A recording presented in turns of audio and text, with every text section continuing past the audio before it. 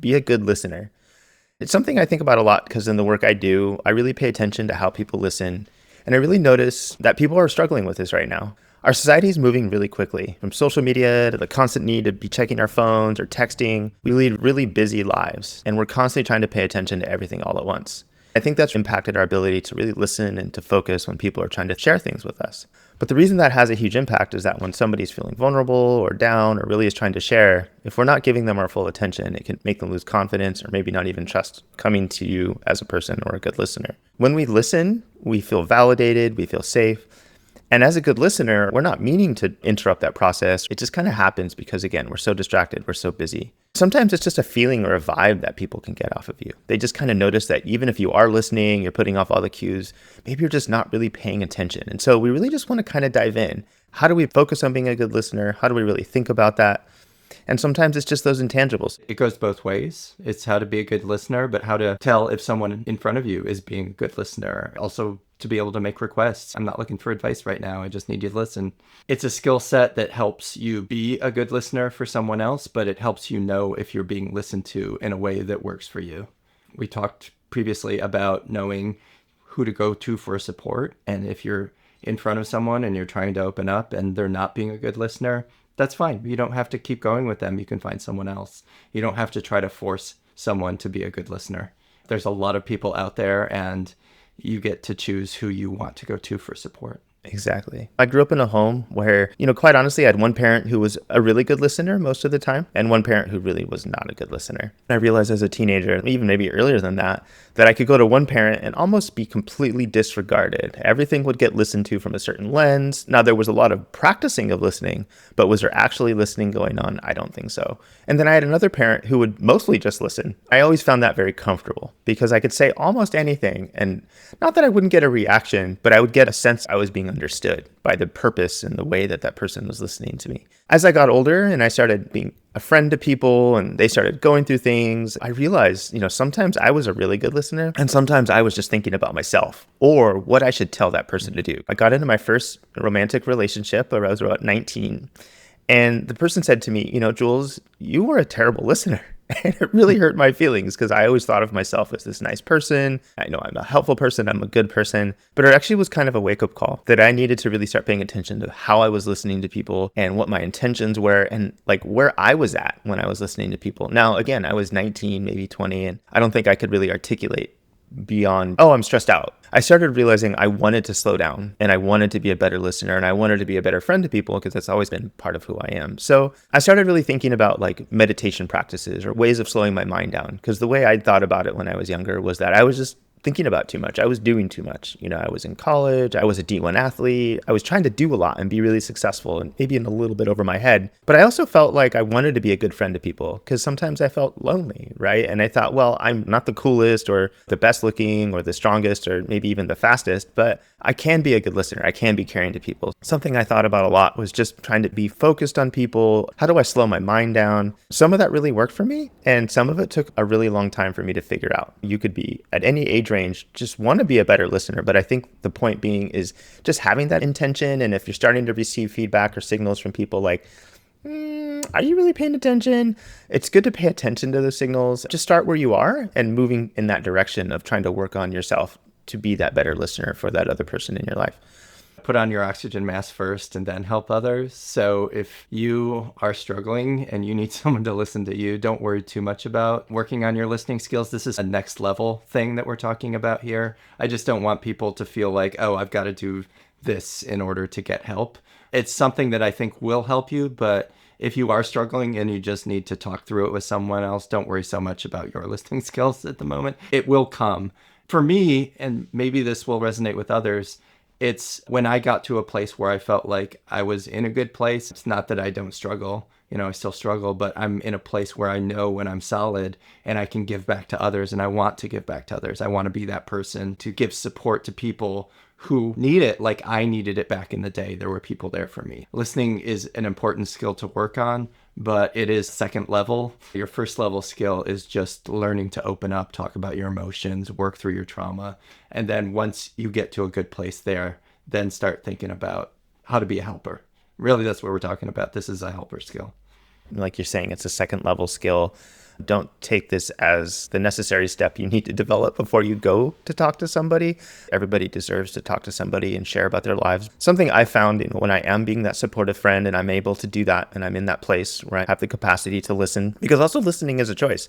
Sometimes somebody could come to you and be like, hey, do you have time to listen to me about my day? It was pretty stressful. You could be like, can we do this tomorrow? Or maybe we find somebody else because I'm not in the best space. When you find yourself in that space, something I do is I try to be aware of my internal voice. We all have a personal narrative, and sometimes that personal narrative is like, I need to do my taxes, or my car tire is flat. We all have it, right? It's just how we exist. It's a part of our consciousness. When I am listening to somebody and somebody has come to me and I can tell that they're troubled or something big is happening, I do try to gently tell myself to quiet that part of my mind down so I can bring that energy or that vibe to the space that they sense that I'm really paying attention to them, that I'm there with them. And I think people have a sixth sense for that. I'm really trying to pay attention to this person. This really matters to me. And I found that helpful over time. Inner voice or inner critic, that's something I think we could have a whole episode on, honestly. For sure. Because there's a pervasive voice in a lot of us. And some of us, especially people who might be seeking out help, what's wrong with me, we probably had a voice trained into us from a young age, a critical voice of I'm not doing enough, I'm not enough, I need to do X, Y, or Z in order to be a good person, to be worthy of love and belonging. To be even just aware that that voice is in your head and that that voice is not you, to have separation of your own personality, your soul, if you will, from a voice that might be critical of you or what you're doing, that's a super important thing to do. You were bringing a more gentle voice into it. Hey, you're not in a good place right now to be a good listener, so maybe the best thing to do is to graciously decline. I come from a family where we were essentially codependent. From my perspective, a codependent is someone who puts aside their own feelings and emotions and needs and tries to take care of the person in front of them. And if you have codependent tendencies and someone comes and wants to talk to you, you might feel obligated, or even you might want to. You might have this savior complex of, oh, I can be the one to help this person and save them. But if you're not in a good place, it's not going to be a good outcome necessarily. Maybe you don't have that capacity at that moment to be a good listener, to listen to them, to really support them in the ways that takes your ego out of it. When we get into these listening situations and we ourselves are feeling some sort of unmet need, we're trying to get that need met in this conversation, that can undermine the support we're trying to give to someone else. Yeah. Wow. I think that's really helpful to share that deeply. Thank you, Dave. And thank you for sharing about your family and being vulnerable. That codependency and that trying to save people, I definitely grew up with that as well. Being aware of our body language, our tone of voice, and our energy. And I'm always a little wary when I say things like energy because I think that can be misconstrued or even manipulative. But it is just going back to how we're facing somebody, or maybe we're sitting slightly to the side, or are we making eye contact or intermittently making eye contact? Maybe we've had a really tough day. Maybe even our own cortisol is pumping. We've had something difficult happen. Being aware and being able to tell somebody or share with somebody if maybe today isn't the best day. If I'm really listening to somebody or, somebody important comes to me to talk about something, I will consciously say, hey, I'm going to take this little device I live with, that we all live with, my phone, and walk it way over here and put it over there. So I'm really paying attention to you. I work from home, so I have my whole work set up, and I walk away from my computer so I'm not responding to a Slack message or an email or whatever thing is blipping up at that time. Part of being a good listener is our attention, our body language, our tone of voice. I sometimes notice that towards the end of the day, I've had a bit too much coffee or I've sat too long, my voice kind of gets up here and I kind of feel excited and then I'm speaking really quickly. I think even if we're responding to people and going, yeah, I really hear you, reflecting back what we're hearing, just being aware of those things. No one's perfect. These aren't things that you have to do or have to have perfect, but just little tweaks, little tips that I wanted to share from a lifetime of listening and supporting people. First of all, you have to take care of yourself first. You have to have some sort of practice where you can get into a calmer state, be aware of what's going on with you, having some sort of meditative or breath work, just being able to calm your nervous system. That's a really good practice to have. It's hard to do it in a moment with someone else in front of you if you haven't also practiced it a lot by yourself.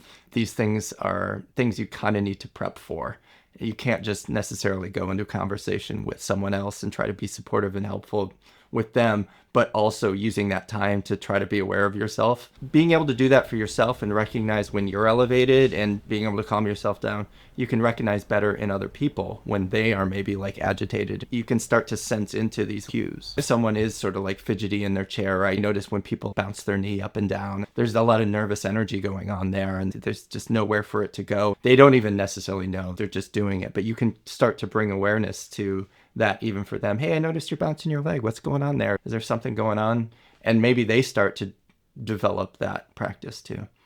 Yeah. That's one thing, the body awareness. But the other thing you mentioned really comes down to monotasking. We think, I want to get so many things done, and if I just multitask, I can do all these things at the same time. Really deep listening with someone else from an emotional connection standpoint, that's one thing you don't want to multitask. You're not going to do a good job. They are going to know if you're like checking your phone or trying to do something else. Even if you're thinking about other things, if you're like, oh, what am I going to have for dinner tonight? They're going to know when you zone out. We're very sensitive to that. Even if you're not consciously aware of it, even if someone's eye contact is off, you're looking over their shoulder because something caught your eye, they notice that. Exactly. Yeah. They what's going on back there? It's behind me. Be aware of those things yourself and get into this state of, if I'm going to be a good listener for this person, if I'm going to show up as a good listener, that's the one thing I'm doing in that moment. I'm not doing anything else in that moment, putting everything else aside and just being there. It might be uncomfortable. You're not used to trying to do just one thing at a time. In fact, you might be thinking in some downtimes, I'm kind of bored. Oh, I could easily get distracted. And just reminding yourself, I'm here for them. In my coaching practice and being trained as a coach, what I thought being a coach was being this expert and bringing my knowledge to the table and sharing it with them. And honestly, the number one thing a coach can do is be just a good listener. What you're talking about, Jules. If you walk away from coaching training with nothing else, just showing up and actively listening to someone and being a human and being empathetic to them and not being judgmental, that is 80% of being a good coach. If you work on your listening skills, you're most of the way there to being a good coach. Yeah. That was awesome. You don't want to judge yourself either or criticize yourself. Just starting to bring some self-awareness into these situations. The metric here is, does this person feel supported? That's what you're trying to do. So that's the metric by which you're trying to judge all these things. Everything else is just in service of, how can I be supportive for this person? Something I think a lot about when I'm listening is just that paying attention piece, right? How we almost have this sixth sense around, is somebody really paying attention to me? Really focusing on what the person is saying and doing your best, bringing awareness to without being perfect, without thinking about how you want to respond. That's somewhere where we all get tripped up. It's all very natural, right? We might even feel overwhelmed, or we might get caught on something somebody says. I've been drinking every night, and then they keep going and you're like, I need to talk about the drinking. I need to talk about the drinking. But you're doing your best to maybe hold that in a gentle way, put a bookmark in it, flag it for yourself, but keep up with where they're going with their story, right? So they get a sense that you're still present, that you're not trying to commandeer the conversation or direct it to where you want it to go. You might be flagging things in your head like, okay, they're sharing with me, they're stressed about work, or there's a relationship thing going on. But doing your best to do that flexibly in a way that keeps you present in the moment. You don't have to be perfect at this. It's more just an intentional hold or an awareness. For me, that awareness is doing my best to be present in the moment without thinking too much about my intention or how I'm going to respond until I notice that kind of natural break in the conversation. They might take a deep breath. They might even just ask, hey, what do you think? There's that moment where you know they want a response. I don't know. Dave, what do you think? The easiest thing to do is not be so proactive in that conversation. Again, you're there in support of them, so try to just roll with what they're giving you. It sometimes happens that someone is a fire hose, just like this, and they're all over the place, and they're just dumping, and there's no way for you to even get in there. And sometimes just roll with it. They'll stop when they need to stop. Maybe they need to get all this out. If you're trying to be more active, this is maybe even a more advanced technique. Hey, can you just pause there for a second? Because that was a lot, and I just need to take all this in. Thanks for sharing all that. That was a lot. And I just want to make sure I'm giving you the support you need. Which one of those things would you like to focus on? Which is the most important for you in this moment? And that can help them focus. When it really comes down to it, it's really my relationship with my dad or whatever it is. That can help you focus the conversation for them. They can then feel more supported in one area as opposed to trying to solve the whole world of problems that they have that they've just vomited out to you. Maybe they're at work, and they just need to calm down enough to go forward. Or maybe it's a genuine crisis where things are boiling over and it's like, I just need to know that I'm safe enough to hop off this call and feel like I'm going to get through the night okay. Listening is such an important skill, from everyday interactions or people just coming to you and saying, I had a stressed day, to people coming to you with really large things like, I don't feel good inside of myself and there's potentially a safety concern, right? So it covers a lot. Trying to work on your listening for people, that can be so much of your interaction, and you can do so much with just being present. The biggest takeaway I want folks to have from today is this doesn't have to be perfect. This doesn't have to be something you need to do to get help.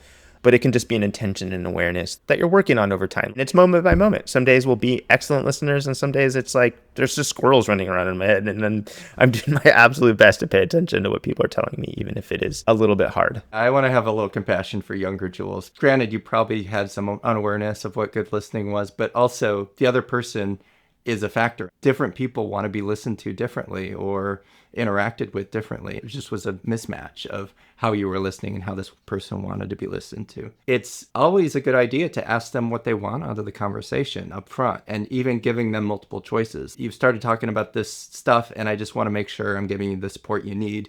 Are you just looking to vent? Do you just need someone to listen and validate? Are you looking for solutions? Are you looking for resources? Do you want me to connect you with someone?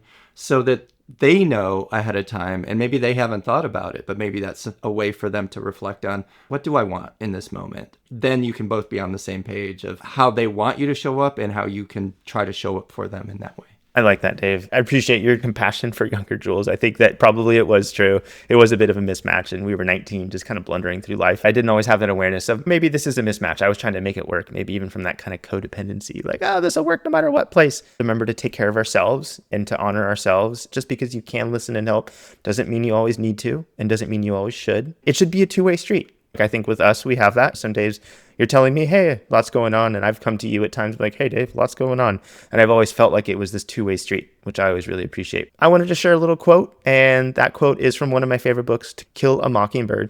People generally see what they look for and hear what they listen for. Resources are in the description. Thanks. And if you want to support us, please share this with others. Hit like, subscribe. Our goal is for everyone in the world to live a happy and healthy life. And this starts with you. See you next time.